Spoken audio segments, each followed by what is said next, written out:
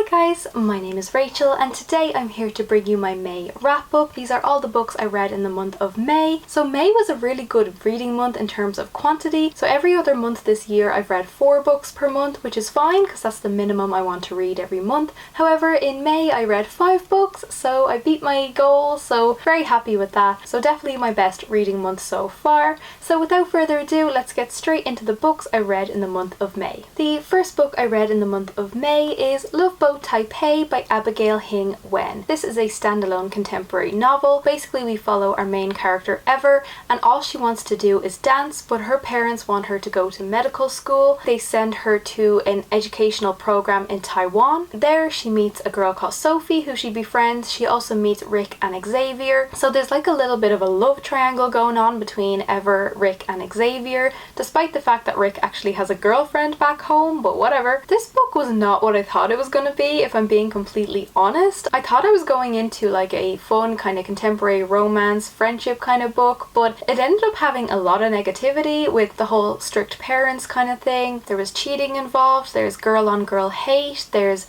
revenge porn, there's just so much going on in this book. There's so much toxic drama, and to be honest, it just got a little much for me where I was starting to feel a bit uncomfortable and just not enjoying myself as much as I wanted to, which is such a shame because I did really like Abigail Hing Wen's writing and I thought the characters were interesting, particularly at the start. However, some of the characters I liked at the start and I ended up actually hating by the end. I know we're all human and we all make mistakes, but there are just some really horrible mistakes that people make in this book. Like honestly, the drama and the hatred and the toxicity, I just couldn't handle it. It was just too much. But despite that, I did find it very gripping. Like I did finish it quite quickly, but I do wish that there was just some nicer kind of elements to the book. I didn't really expect all the negativity going into it, which is such a shame. However, there were things I did like. I loved Ever's self-journey. So she starts off, you know, having to do everything her parents tell her to do, despite the fact that's not what she wants to do. And she just goes on this journey for herself where she grows more confident and kind of learns to love herself more and make decisions for her own life, despite the fact it might upset other people.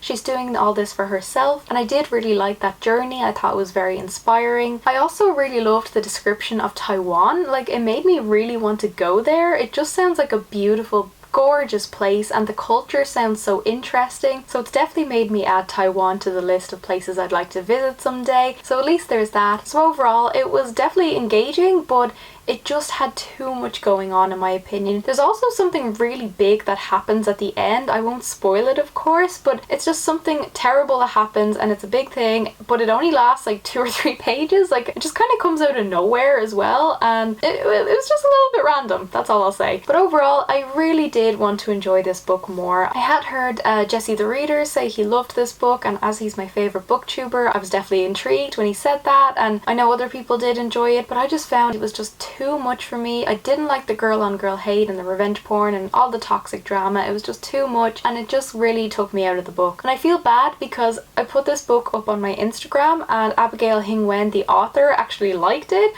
which that's amazing, of course. That's so, like, wow, that's incredible. But I just wish I enjoyed her book more. I feel kind of bad. But having said that, I did really enjoy her writing. So if Abigail Hing Wen has more books, I will definitely pick them up and read them. Like, I'm not writing off the author completely just because I wasn't crazy about this book. So I definitely plan on reading her future books. This one just wasn't really my cup of tea. The next book I read in the month of May is The June Boys by Court Stevens. This is a standalone mystery novel, which is something I never pick up. I never read mystery novels and I don't know why, because they're a lot of fun and definitely something I should read more of. So if you have any mystery recommendations, definitely leave them down in the comments. I would really love that. So basically in this book, every year on June 1st, 3 boys get taken by who's called the Gemini Thief. They get held captive until the June of the following year and then they are released unharmed. But something changes this time when one of the boys shows up dead. So Thea is our main character, and her cousin Alice has been taken by the Gemini thief. So we're basically following Tia's journey as she tries to discover who the Gemini thief is. She's trying to find her cousin, and it's just a whole big thing of like you trying to guess which character is the Gemini thief.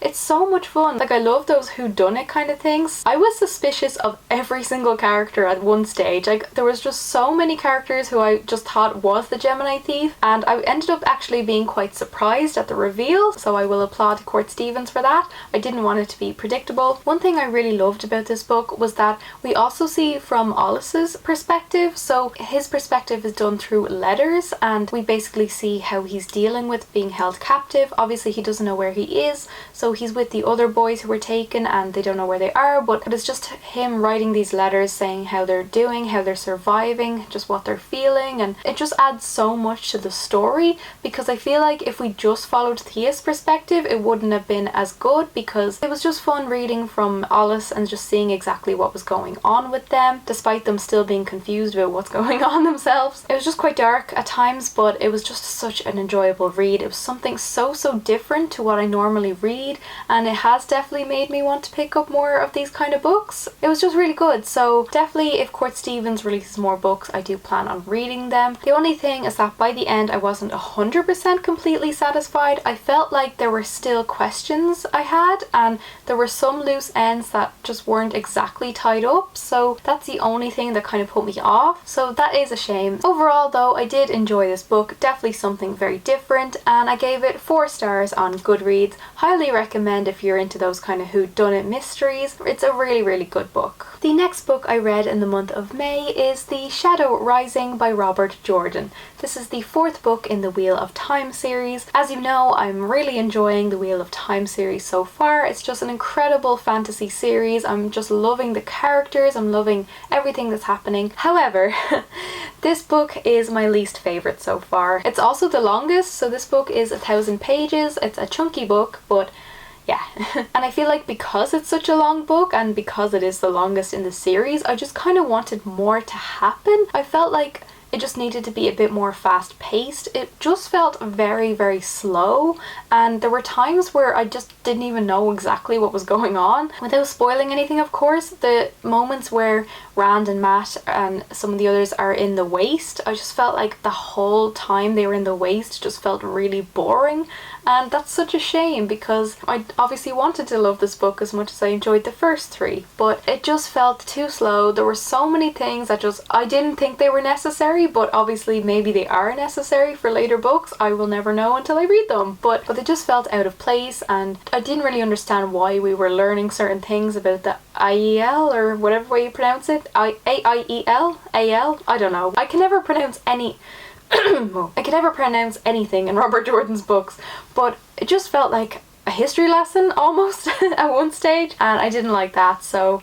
definitely a shame. I also didn't like that Egwene wasn't with her girl gang. I mean, I love, in the previous books, I love Nynaeve, Elaine and Egwene together. It just felt weird that Egwene was separated from them doing her own thing while Nynaeve and Elaine were doing their thing. I just wanted them together. It just didn't feel the same with those women because they're like the best. I love those women. It just didn't feel right not having Egwene with them, so that was a shame. However, Fail actually grew on me in this book. By the end I actually quite liked her, because so far from when we met her she's just been very annoying in my opinion, but at the end of this book she is a bit of a badass, and I did love that. I also loved the introduction of the character Avienda. She's also really cool. I just love the women in this series, but I also love my boy Perrin and Lan. Love those two as well, but I just think the women completely kick ass in this series. Like, they are freaking amazing, so definitely loving the girl power in this series. But yeah, unfortunately it just was my least favourite so far. I'm still very much excited to read book 5, and hopefully we'll get to that in the month of June. I gave this a 3.5 stars on Goodreads. I really hope that this is the only one I'm disappointed in.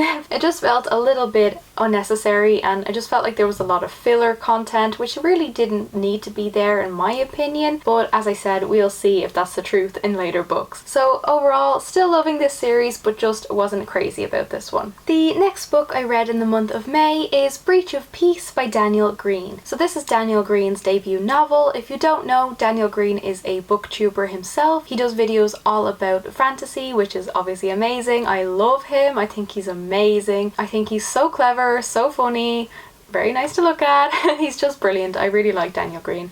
And so yeah, when I heard he was finally releasing his novel, I got really excited. It's actually a novella, which is why it's very short. He is writing this as a series, and I'm very much looking forward to more of his books. I cannot wait, because I really enjoyed this one. I was very impressed. His writing is really good. So basically we follow our main character Clyd, and she is an inspector looking into the case of a dead wealthy family. And her husband Samuel works with her too, as well as their rival Chapman. So basically when they're on the case and looking into the wealthy family's house, trying to look for evidence and things like that, they run into this like monster. I feel like this book went from 0 to 100 very quickly, which I loved. I loved that it was fast paced. There was just so much going on in this book, even though it's very short, just so much happened. Like the monsters were really bloody scary.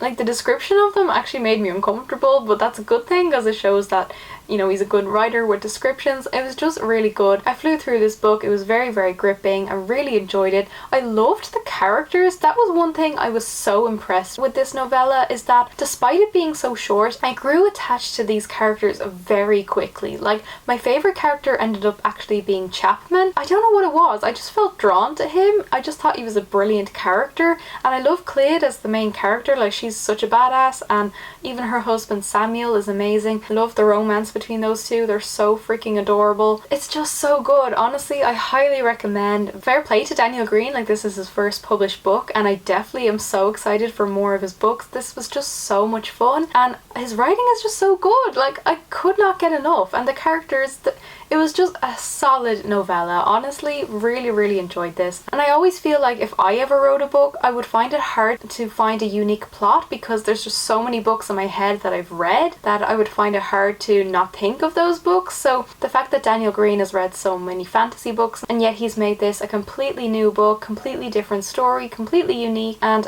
fair play to him, because this was an amazing read and I really enjoyed it. So I gave this a 4.5 stars. It was just fantastic. So highly recommend.